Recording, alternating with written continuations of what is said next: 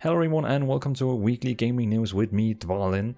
So this is a new episode, it's gonna be episode 1, and every Monday I am now going to release a weekly gaming news. So all the news that have been the past week is gathered together and I will bring it to you every Monday now. So you can get fed up with all what I think is important from all genres of game and in. So you don't have to worry about reading all the thousands gaming news on the website. Of course you can do that if you need everything, but I will bring all the important I think to you on every Monday's weekly gaming show.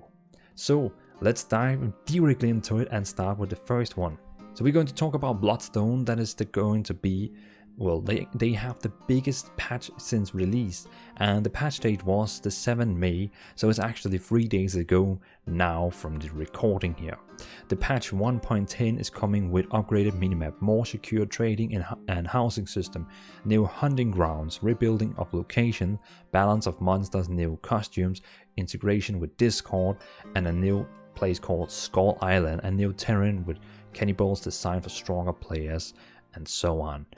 Very interesting. The Bloodstone still is in developing, and this is the biggest patch they are now released since releasing. Also, we're going to talk about Lineage 2M, and you heard correctly, it's Lineage 2M, and basically it's a semi-mobile version of Lineage that can be played using also the emulator called Purple. They have updated that the game is actually in the future going to support 8K resolution and 144 Hz. That is pretty cool news, and I mean, I'm looking forward to a new Lineage 2M game, and if you try Google some gameplay about it, it actually looks quite decent. It actually looks really good. Also, Rextroy, a paladin in World of Warcraft, he soloed 2 bosses in Ny'alotha, the normal rate on normal, you can say normal difficulty. He soloed the boss called Hive Mind and also Il'gynath. And now we can ask the question ourselves, is it really, is it really correctly that one person is really able to solo 2 bosses on the normal difficulty? But of course, I mean, it is normal difficulty and it's not giving you the best gear, but it's still pretty impressive that Rextroy, he was able to solo 2 of the bosses. So thumbs up for that and really good job with that job. Also, the new game we all going to wait on, well, not all, Lord of the Rings Gollum. We got some new screenshots, and these screenshots shows the graphic, and it actually has a very fantasy / graphically cartoonish style. Also, we see a screenshot that shows you're going to have different choices on stuff you're going to do, where you kind of talk with yourself on what should you actually going to do. Mad World also released a new gameplay footage that is showing, basically just gameplay, and it actually looks quite optimized, and they really care about the game. The graphics look stunning, everything in the game looks actually quite good, and it looks like he's doing some kind of a solo dungeon in the video also, so really cool for that. A Steam early access game, an MMORPG called Legends of Aria, is introducing a Chaos Zone, and this Chaos Zone is without restrictions. It's fully open PvP where you lose nothing undead and season systems. It sounds really interesting, and it's good to see that MMOs RPGs in early access like Legends of Aria is actually progressing. Book of Travels, a social MMORPG, is going to have its first closed beta test for Kickstarters, and it's the game called Book of Travels. You can go now on Steam and find it, and it's basically an MMORPG that is a social MMORPG. So it doesn't look like you're going to have any combat, but you basically just travel around the world, meet random strangers, players, and you gather together and travel around the world only. And it looks like the game is only going to be with emotes and waving to each other and following each other, but I'm not 100% sure about that. But it's going to be very interesting with when all the backers, the Kickstarters are going into the first closed beta, and we can see the gameplay what they are experiencing. Of course, if the game is not going to have an NDA.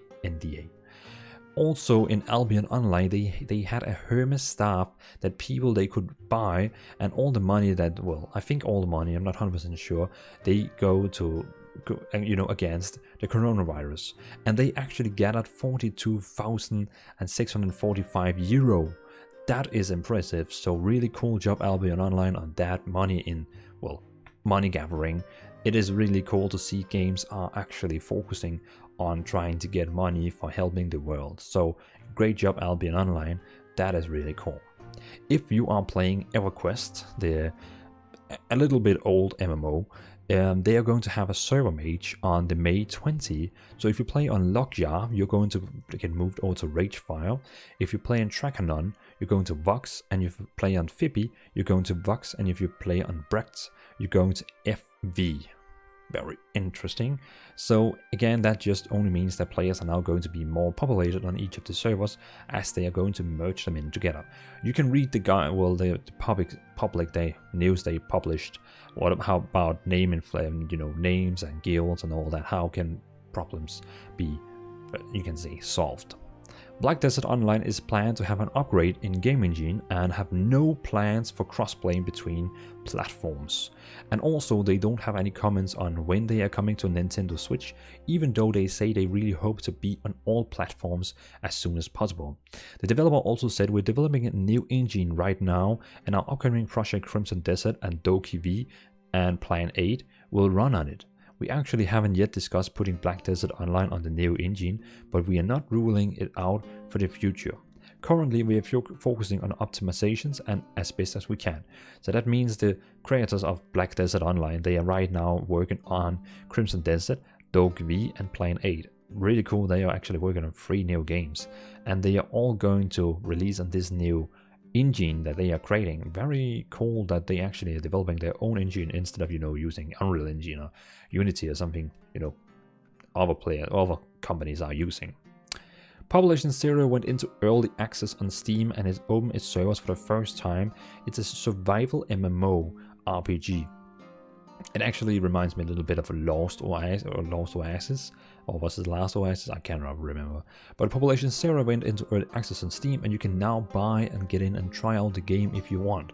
It is, it costs as it is on Steam, and you can go try and access but again, it's early access, so go in, enjoy it if you want, if you're into survival games, as Ark and games like that. Crucible is a new game by Amazon Game Studio that is going to be free to play, and it has a PvEvP element. So you're going to face both monsters and players, but again, the main object of the game is versus players. So you can say the main is PvP, but it's a PvEvP, and it's coming out already the 20 May. So that is in 2 weeks. So that is really cool. That just randomly came out and say, hey, we are releasing in 10 days. Well, from right now when I'm recording, it's 10 days, but you know what I mean. If you are a fan of Cyberpunk 2077, they are going to have a very big event of June 11. So if you are a big fan of Cyberpunk, I'm not personally a fan of them, but because I'm not really into single player games. But if you're into single player games and you're just really hyped for Cyberpunk, again, June 11, tune in for whatever they have, and it will be big news. World of Warcraft Shadowlands is initially going live in Q4 2020, so that means either the game is going to come out in October, November, December. The developers have confirmed they are still on track right now for releasing in Q4. But again, everything can change from day to day. But as it is today, the World of Warcraft Shadowlands is going to release in Q4. That is October or December or November. That wasn't more, you know what I mean. October, November, December.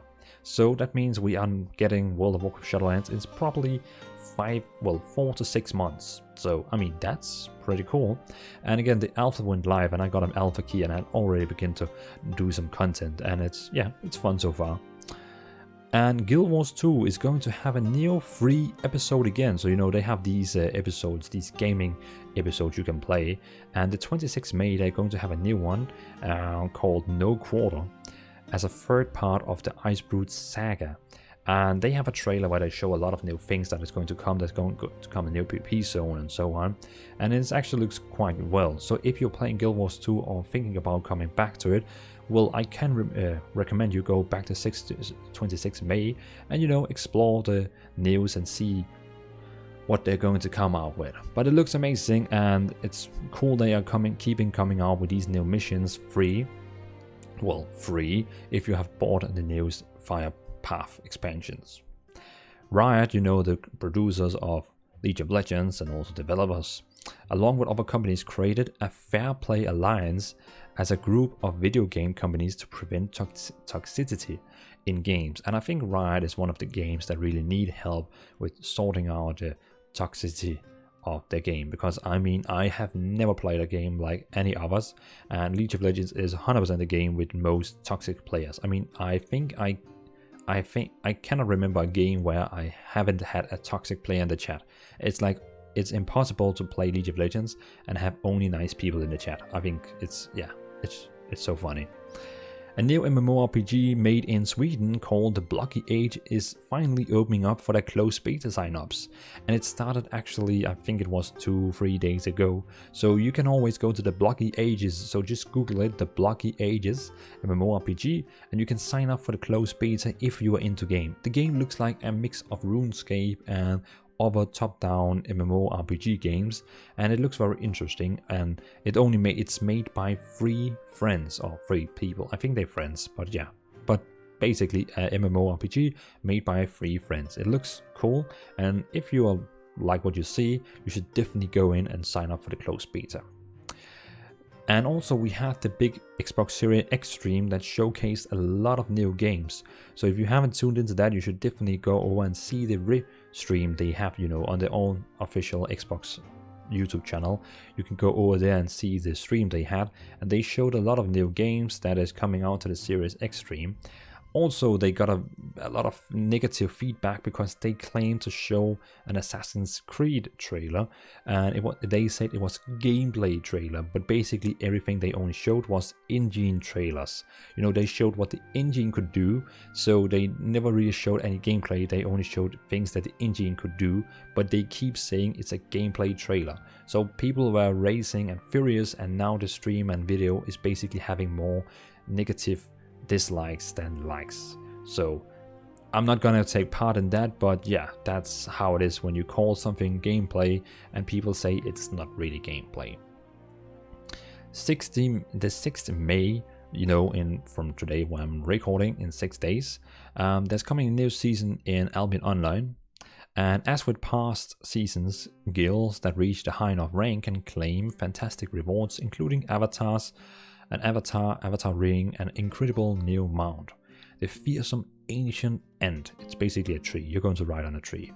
The ancient elm will be a heal and support mount with area-based healing spells for allies and attacks that make use for raw forces of nature.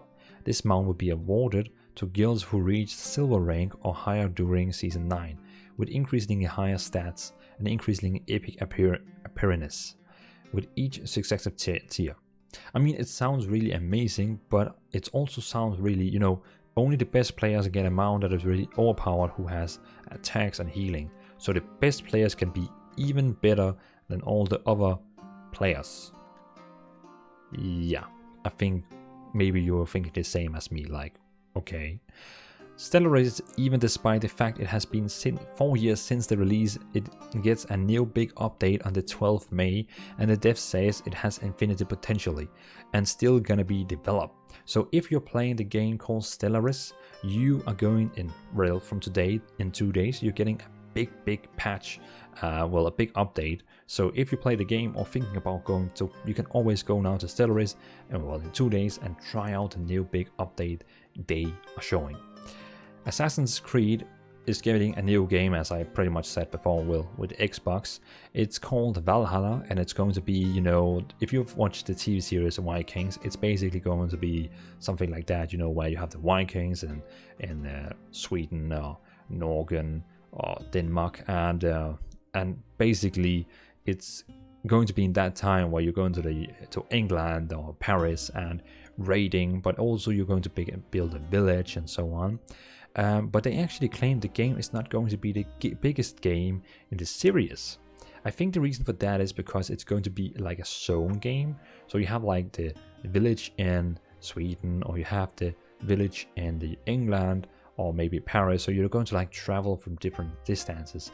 So that's maybe not why it's going to be the biggest game, because there's going to be a lot of traveling around. Perhaps. I'm just thinking. Also, they have confirmed that there's of course going to be romance in the game, there's going to be probably sex scenes, and it's also going to have homosexual romance. So, I mean, that's pretty cool that the game is going to support every kind of romance, I would say. And you can also choose how big your arena is going to be in the game.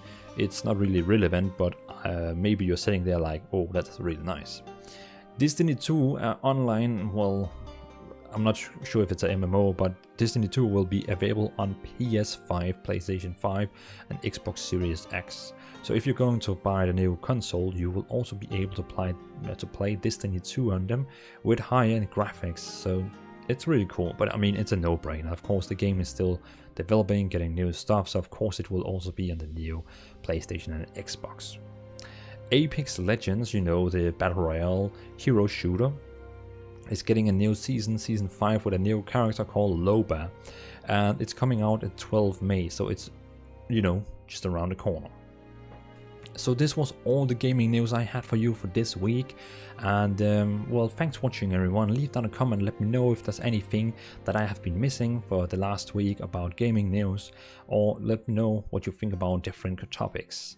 And again, thanks for watching everyone, and see you on next Monday again with the weekly gaming news. This was episode 1, and I'm really keen to know what you all think about this, if I should continue with updating you on every week with weekly news, or you're like, nah, no thanks.